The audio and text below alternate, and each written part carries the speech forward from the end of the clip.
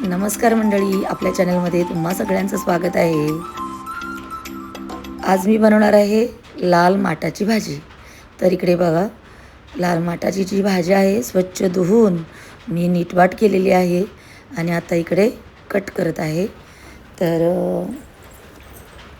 अशा पद्धतीने बघा मी कात्री घेतलेली आहे. ही माझी किचनची कात्री आहे आणि ह्यानेच मी नेहमी भाज्या वगैरे कट करत असते. मला खूप सोपं पडतं. कोथिंबीर, मिरची सगळंच मी या कात्रीनेच करते, कारण ही किचनची कात्री आहे. तर भाजी पाहू शकता, अगदी बारीक बारीक मी कट करत आहे. कांदा, आलं, लसूण हे सगळं घेतलेलं आहे मी. आणि भाजी आहे ना, ही पहिला कट करून घेते. ही भाजी अतिशय पौष्टिक आहे. गरम गरम भाकरी आणि भाजी बाळतिणीलासुद्धा दिली जाते. तर इकडे गॅसवरती कढई आणि त्याच्यामध्ये तेल घालून मी तापत ठेवलेली आहे. तेल तापल्यानंतर त्याच्यामध्ये अगदी चिमूटभर हिंग घातलं आहे आणि हिंग बघा छान फुललं आहे. इकडे थोडेसे जिरेसुद्धा घातलेले आहेत.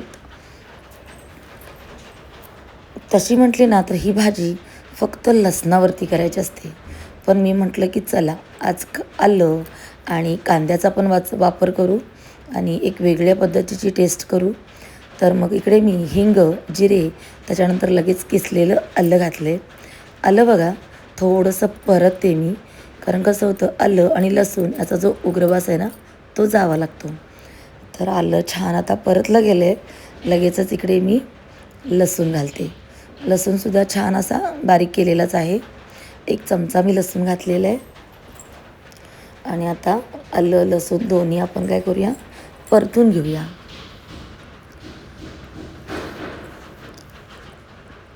बाहेर छान पाऊस पडतो आहे, रिमझिम. छान वाटतं आहे, मजा येते. आणि आलं लसूण छान आपला ब्राऊन झालेला आहे. लगेच आपण कांदा घालून घेऊया.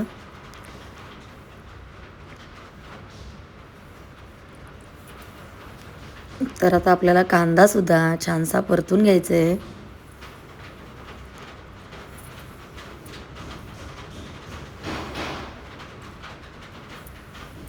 ही भाजी तुमच्यापैकी कोणाकोणाला आवडते नक्की मला कमेंट करून सांगा.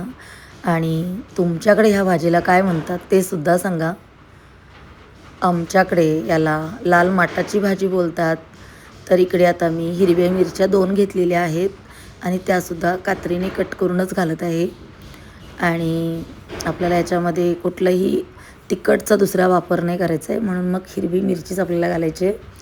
तर कांदा, आलं लसूण आणि मिरची छान बघा आता फ्राय झालेली आहे. आणि आत्ता आपल्याला याच्यामध्ये घालायची आहे लाल माटाची भाजी.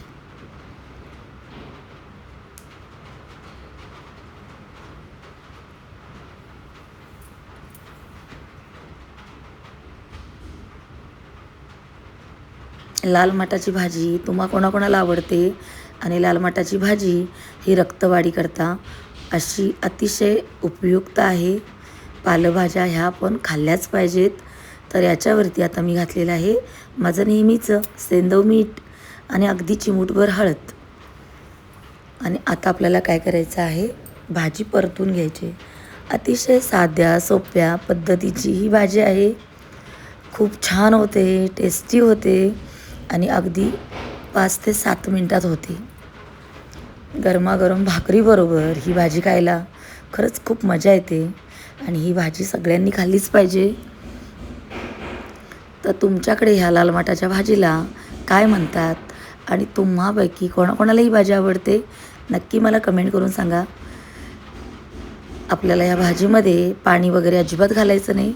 आपण जे मीठ घातले त्या मिठाचाच त्याला पाणी सुटणार आहे आणि त्याच्यावरतीच ही भाजी शिजली जाते. तर आपल्या चॅनलवरती जर मंडळी नवीन असाल तर पटकन आपल्या चॅनलला सबस्क्राईब करा, बेल आयकॉन क्लिक करा. व्हिडिओ जर आवडला तर लाईक करा, शेअर करा आणि कमेंट करायला अजिबात विसरू नका. तर मंडळी आता आपण काय करूया, भाजी छान परतलेली आहे. आता आपल्याला वाफेवरतीच ह्या भाजीची फक्त वाफ काढून घ्यायची आहे. आणि मग मी तुम्हाला शेवटी दाखवते की ही भाजी अगदी 5 मिनटं वाफ काढल्यानंतर याच्यामध्ये कसं पाणी सुटतं. आणि ते ह्यामध्ये जे पाणी सुटतं ना तर ते पाणीसुद्धा जे लहान मुलं आहेत म्हणजे ज्यांना आपण चमच्याने दूध पाजतो वगैरे अशा मुलांना हे लहान म्हणजे लाल पाणी पाजलेलं खूप चांगलं असतं, पौष्टिक असतं. तर हे सुद्धा जरूर पाजावं. पोकळ्याच्या भाजीचं, लाल माटाच्या भाजीचं लहान मुलांनासुद्धा पाणी पाजावं. तर बघा अशा पद्धतीची आपली भाजी तयार झालेली आहे. कशी वाटली मंडळी भाजी? आहे ना मग अतिशय उपयुक्त भाजी. चला तर मग आपण ही भाजी काय करूया, दुसऱ्या भांड्यामध्ये म्हणजे मी स्वयंपाक झाला ना तर दुसऱ्या भांड्यामध्ये लगेचच मी ट्रान्सफर करते. कारण ज्या भांड्यांमध्ये बनवलेलं असतं तर ती भांडी मी क्लीन करून ठेवते. आणि आता अगदी छोट्या टोपामध्ये मी ही भाजी काढणार आहे. तर ही मंडळी लाल माटाची भाजी तुम्हाला कशी वाटली आणि तुम्ही अगदी कमी साहित्यामध्ये कुठून पटकन ते होणारी ही भाजी आहे कमेंट करून सांगा. चला तर मंडळी काळजी घ्या आणि तुमचा रिप्लाय कमेंटद्वारे नक्की कळवा. चलो बाय.